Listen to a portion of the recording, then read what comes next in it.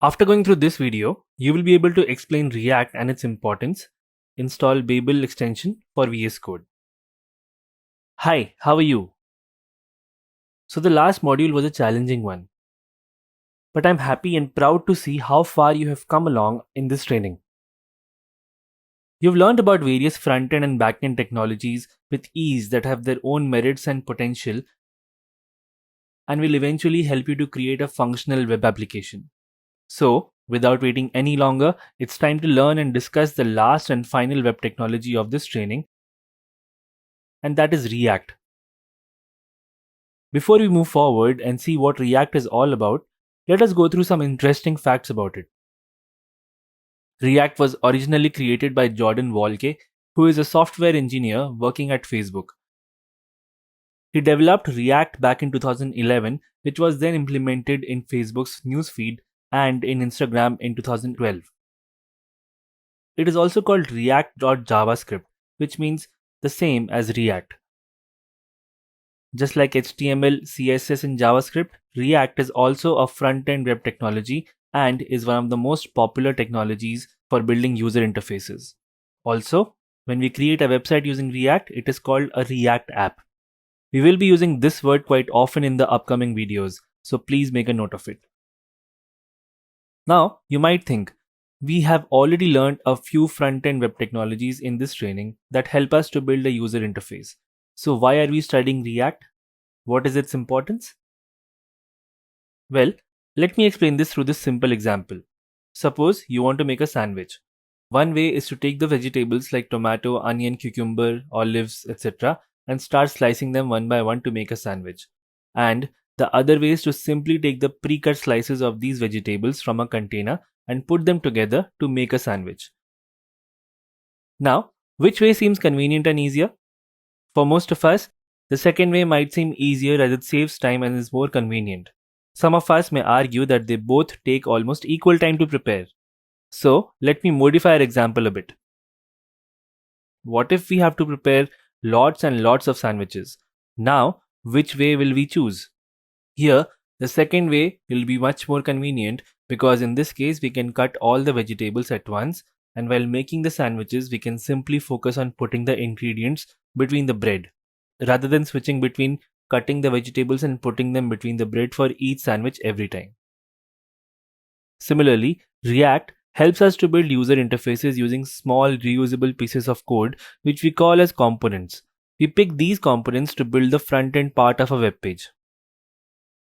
So before we continue to see how we can use React, let us first put a formal definition to it. React is a JavaScript library that is used to build user interfaces.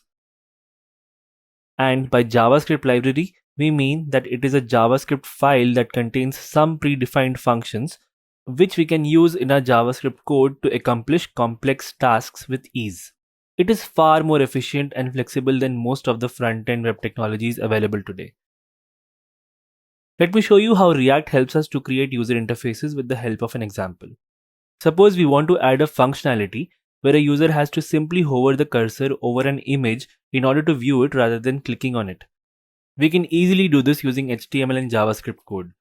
But what if we have to create 10 to 15 such images with exactly the same functionality? We will have to repeat the code for each of these images. So here comes React into the picture. By using React, we can write code to create the image with the said functionality and simply clone this image to create the rest of the images, and thus helping us to build HTML elements for our web page. Moving further, let us now see how we can use React in our code. To do this, we need to take care of two things.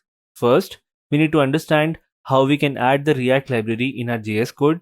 Second, we need to install the Babel.js extension for VS Code. Let us discuss these points one by one, starting with the first one. Writing React code is simply writing JavaScript code, but using functionality present in the React library. We can simply add a React code file like any other JavaScript file using the script tag. But here, we will change the name of the file. We will use the name app with the extension JS, as we will be using this file to write our JavaScript code that uses React functionalities. But using this line of code does not ensure that we can write React code. Let us understand why. because in our code, we have not added any React library. So to add a React library, we need to add these two lines of code above this custom JavaScript file. The first line of code corresponds to the core library, and the next line of code is specific to websites.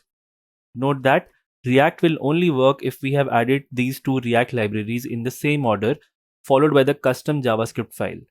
This is a rule that you need to remember.